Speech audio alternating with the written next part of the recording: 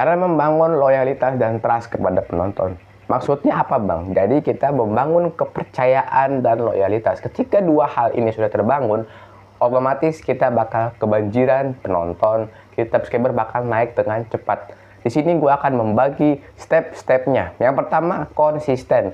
Teman-teman gak hanya mengupload, teman-teman gak hanya tiap hari ngupload sekian, bukan. Yang di sini gue bilang konsisten adalah penonton bakal paham yang pertama karakter kita seperti apa, konsep video kita seperti apa, bagaimana penyampaian kita.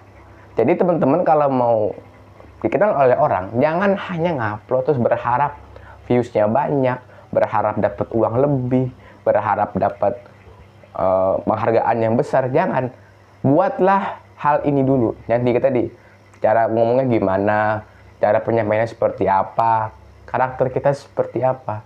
Harus ada komunikasi, hubungan emosional, itu yang gue bilang. Jadi konsistensi menghasilkan 3 hal itu.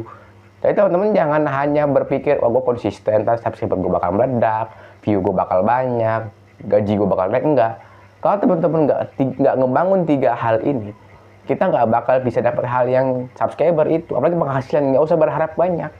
Kita harus bangun dulu. Kalau misalnya kita berhasil membangun kepercayaan, gitu, orang-orang udah pada tahu nih karakter kita seperti apa dan cara penyampaian kita seperti apa, orang udah paham, kita bakal dikenal oleh banyak orang. Jadilah diri sendiri. Gue bilang seperti ini, kenapa? Karena penonton itu penonton kita. Kita pasti kan punya cara penyampaian yang berbeda yang tadi gue sampaikan sebelumnya.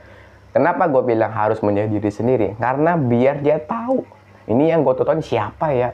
Kalau misalnya kita ngikutin orang lain, penonton bakal bingung. Oh, ini kayak mirip si ini ya, gitu. Jadi teman-teman jadilah diri sendiri. Kita punya apa nih? Oh, kita ciri khas misalnya pakai kaos seperti ini. Itu ciri khas loh. Jangan jadi orang lain.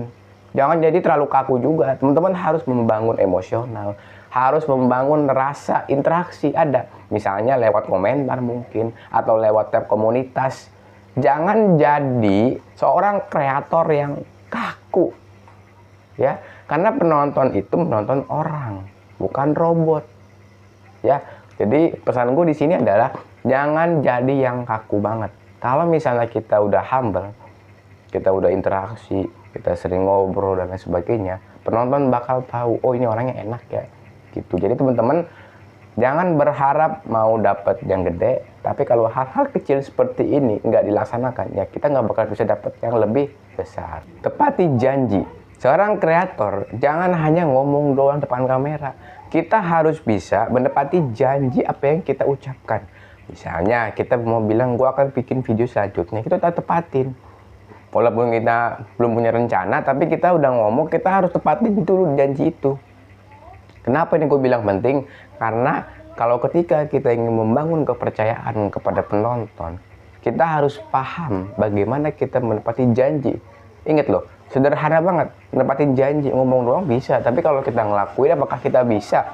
Belum tentu kan. Jadi teman-teman di luar sana, kita banyak kan sering di TikTok di mana orang, gua akan bikin ini, tapi kan nggak semua dilaksanakan, belum tentu dilaksanakan semua. Tapi teman-teman di sini gua ajarkan adalah jangan hanya berbicara kosong, ya. Teman-teman kalau misalnya mau jadi kreator yang dikenal banyak orang, buatlah janji. Tepati janji apa yang teman-teman ingin lakukan. Jangan menjauhi kolom komentar. Komentar itu isinya aspirasi.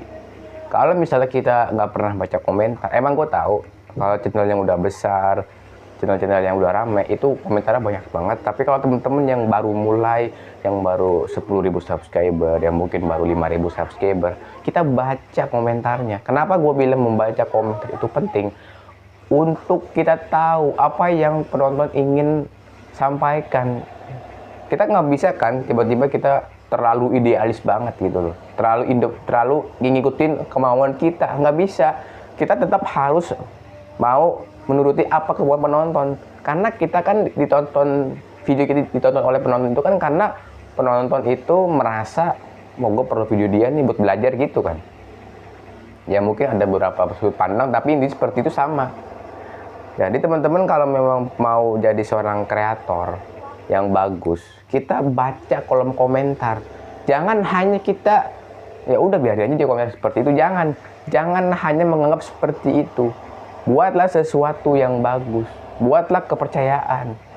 Kalau kita mendengarkan komentar, kita membaca, kita merepost, atau kita membuatkan video khusus, itu akan menjadi sebuah hubungan, kepercayaan. Jadi jangan hanya kita, malas enggak. Kita harus ubah pola pikir kita bahwasannya kolom komentar itu isinya aspirasi. Kita harus dengarkan dan kita harus laksanakan. Tunjukkan perkembangan. Gue bilang, seorang kreator ketika ingin dilirik oleh orang, ingin dipercayai oleh masyarakat banyak, tunjukkan perkembangannya. Jangan hanya stagnan. Teman-teman jangan bilang sempurna, gue sempurna nih, nggak usah dengerin, cukup dengerin gue aja, nggak. Kita harus tetap ya bangun yang namanya progres kita.